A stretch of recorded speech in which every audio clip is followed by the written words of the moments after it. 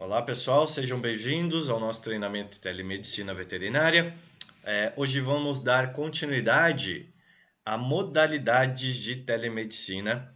Antes, alguns recados importantes. Se você está inscrito neste curso e ainda não está lá na nossa comunidade de Geração Vet, dentro do grupo de telemedicina veterinária, é, entrem lá, façam parte dessa comunidade, façam parte desse grupo, porque eu acredito que muitos de vocês devam ter algumas dúvidas e é o canal principal para que a gente possa estar colocando e tirando nossas dúvidas lá. Eu acredito que a tua dúvida também pode ser a dúvida de alguém. Então entrem lá e participem. Esse é o momento mesmo para a gente esclarecer e a gente evoluir. Obviamente, uma resolução muito nova. Provavelmente novas resolutivas vão aparecendo no andar da carruagem. Mas é importante que a gente tenha um conhecimento básico e padronizado a respeito do que essa resolução tem trazido para a gente, tá? Relembrando um pouco, porque é importante, alguns outros modelos de teleatendimento. Falamos inicialmente do principal, que é a teleconsulta, é onde eu vou gerar meu valor, é onde eu vou atender o meu paciente de forma remota, é onde eu favoreço e facilito o acesso à saúde. Tem muitos benefícios em relação à telemedicina que já são comprovados na medicina humana e eu acredito que também vão se comprovar dentro da nossa história na medicina veterinária. Mas a teleconsulta é o modelo principal, obviamente só está abaixo, digamos assim, né, do modelo de atendimento presencial, que é o padrão ouro e sempre será. Tá? Mas existe a possibilidade de eu facilitar esse acesso à saúde, né, eu beneficiar muitos pacientes através da tecnologia de telemedicina. E a teleconsulta, ela é a principal modalidade. Lembrando que ela precisa ter um termo de conscientização, o tutor precisa saber das limitações, né, sobre a utilização da telemedicina. Para eu exercer a teleconsulta, eu preciso ter uma relação prévia, ou seja, eu preciso ter atendido presencialmente esse paciente, e aí no período de 180 dias eu posso estar fazendo a teleconsulta desse paciente, tá? Sempre prontuário, marcando lá e definindo inclusive o tipo de atendimento que é como telemedicina, então isso a resolução pede também. E aonde eu posso trazer modelo prescricional, eu posso prescrever uma medicação para esse paciente, eu posso solicitar um exame, isso se caracteriza então como uma teleconsulta. E falamos também da importância da teletriagem, que há muito tempo já vem sendo empregada, por exemplo, em modelos de APH, como atendimento pré-hospitalar da área humana, SAMU, né? Dentro de triagens de pronto atendimentos de hospitais, é onde eu vou classificar a gravidade desse meu paciente e definir se ele precisa ter um atendimento imediato ou se eu posso atender de forma agendada esse paciente. Mas na teletriagem, o que caracteriza ela é justamente o fato de que esse paciente ele vai passar por um atendimento presencial, seja agendado, ou seja, imediatamente. E aí fica aquela questão: cobramos ou não, né, desse perfil de atendimento? Tudo vai depender, né, eu acho que é muito individual, mas a forma como você atende, né, das informações que você vai extrair, da atenção que você vai dar. Hoje eu vejo que existem modelos de consultoria que você pode estar aplicando. E o lado muito positivo dessa resolução é que muitas das coisas que você já exercia, como uma mentoria, uma consultoria, uma orientação para o teu paciente, né, até então não tinha nenhuma resolução que protegesse a gente para que aplicasse isso dentro da nossa prática de atendimentos, numa maneira geral, tá? É um pouco individual, vai de você, né? Porque eu acredito que, e não só eu acredito, mas estudos comprovam isso, de que a anamnese é a parte principal, é o maior percentual para se obter um diagnóstico, está dentro de uma boa anamnese. Então, a atenção que você dá, a orientação que você presta, independente se no modelo de teletriagem você vai encaminhar o paciente para um atendimento presencial ou não, você tem que ver qual é o valor desse tipo de atendimento para o teu paciente. É um modelo que, na verdade, ele foi feito justamente para que não fosse necessário o papel de um médico. Tanto é que na medicina humana, isso pode ser feito por uma recepção, né? Pode ser feito por um auxiliar, por um enfermeiro, por um estagiário, né? Por uma secretária, muitas vezes.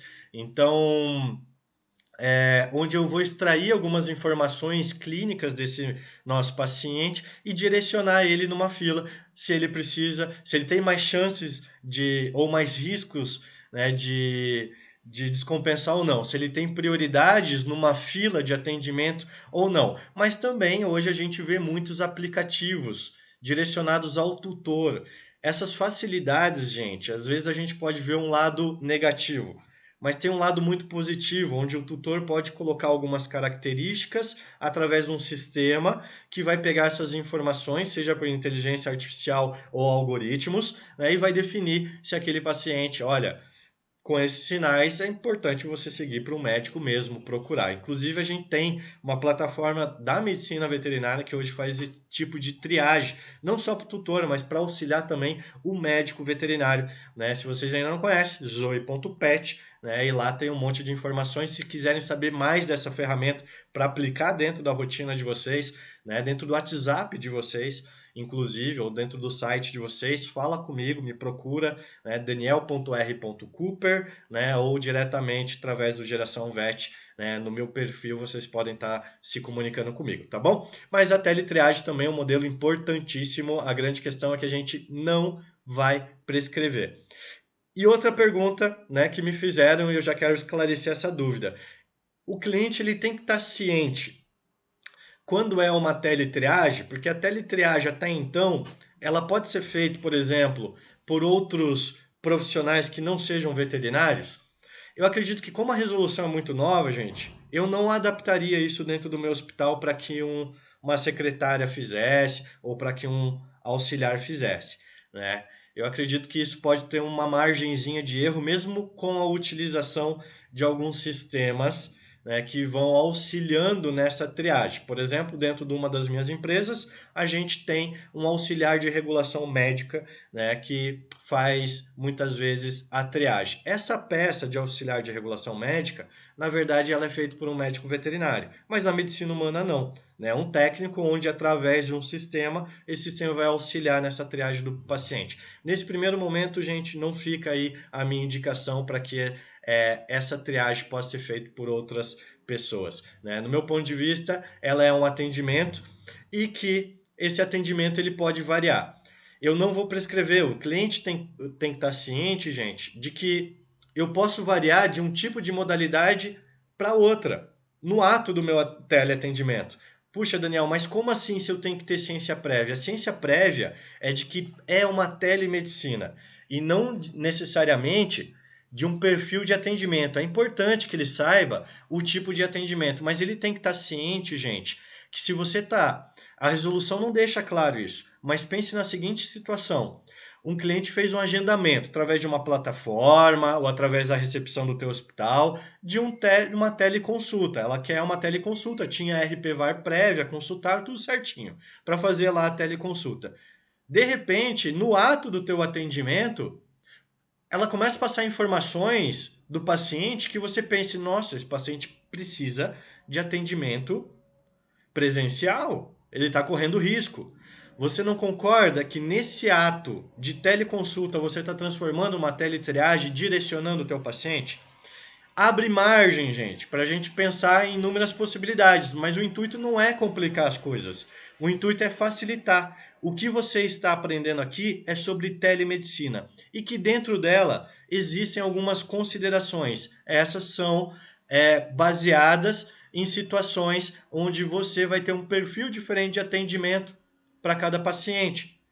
E que é nossa responsabilidade extrair esses dados. Então, nesse primeiro momento, gere, né? Por isso que eu quis dizer principalmente dessas duas situações, porque as duas para mim são muito importantes, tanto teleconsulta como teletriagem. Mas vamos dar uma sequência então, e a gente pode abrir grupos de discussão. Espero que tenha esclarecido um pouquinho essas informações para vocês, tá? Mas lembrando que o cliente ele vai ter que ter uma ciência de que existem limitações sobre a telemedicina e que pode ser e eu deixaria isso muito bem claro, que no ato do atendimento a orientação seja feita diferente.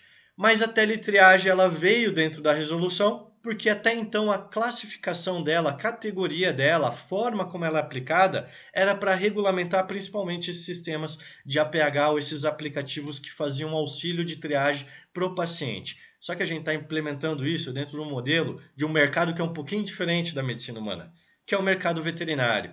Então a gente tem que considerar que é tudo dentro da telemedicina e que essas duas modalidades, né, elas são onde vocês vão.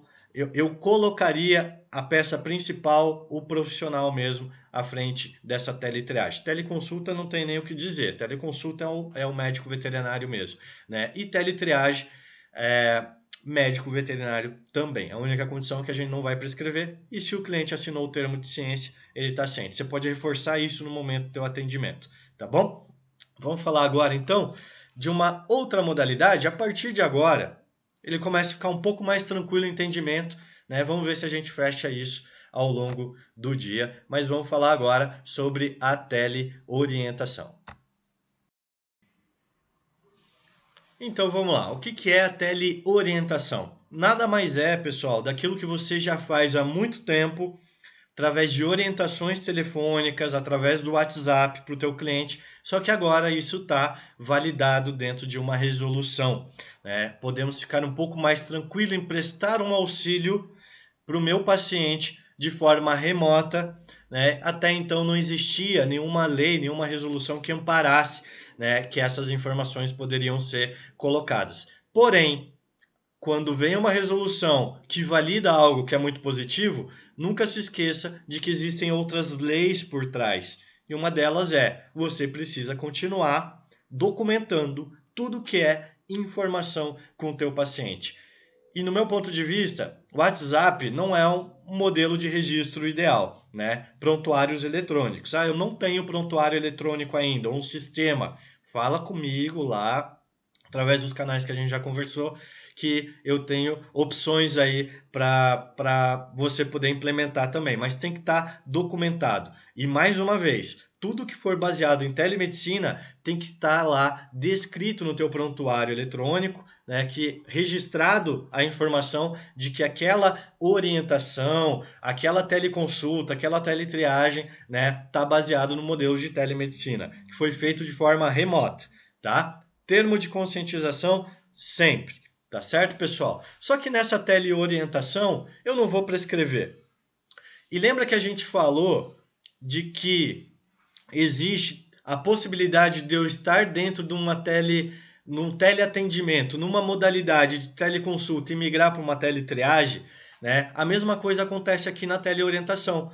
Eu posso estar orientando o meu paciente, né, o tutor no caso, mas se eu detectar que aquele paciente tem algum risco, eu transformo essa teleorientação numa teletriagem. Então, para teletriagem e teleorientação, é vedado qualquer tipo de diagnóstico, conduta, exame, prescrição. Porém, né, eu posso estar convertendo uma indicação, ou seja, dependendo do caso, ela vira uma teletriagem, para que se procure uma clínica ou um hospital, seja de forma imediata, seja um atendimento especialista, ou seja, eu posso orientar. Em muitas situações, gente, a orientação, e mais uma vez, não estou aqui para dizer se gera valor, se não gera valor, né? Até então a gente fazia isso muito superficialmente pelo WhatsApp.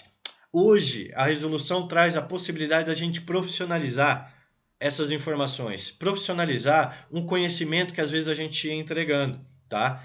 Não estou falando de valor, estou falando de profissionalização. Meu cliente entrou em contato comigo para pedir informações sobre uma determinada medicação, obviamente eu vou fornecer para ele e documento, né, essa orientação feita remotamente, documento em algum sistema de registro, tá? De prontuário, ponto. O cliente entrou em contato comigo para querer informações sobre como conduzir o paciente dele, o cãozinho dele, que está numa fase de terço final da gestação. Eu já vou demandar mais tempo para orientar esse cliente. Pode ser que vire uma teleconsulta, né? Pode ser que não, seja só uma orientação. Mas é mais para vocês entenderem, né? Registrem, é uma informação e hoje está validado a possibilidade de eu orientar, né? Isso me traz um pouco mais de segurança agora nas orientações que eu faço de forma remota, né? E não ter que pedir um retorno muitas vezes, não ter que falar assim, olha, eu não posso falar nada por aqui, vem até o meu consultório. Não, entre em contato, vamos marcar um horário. Vamos lá, eu vou te orientar. E aí você faz orientação.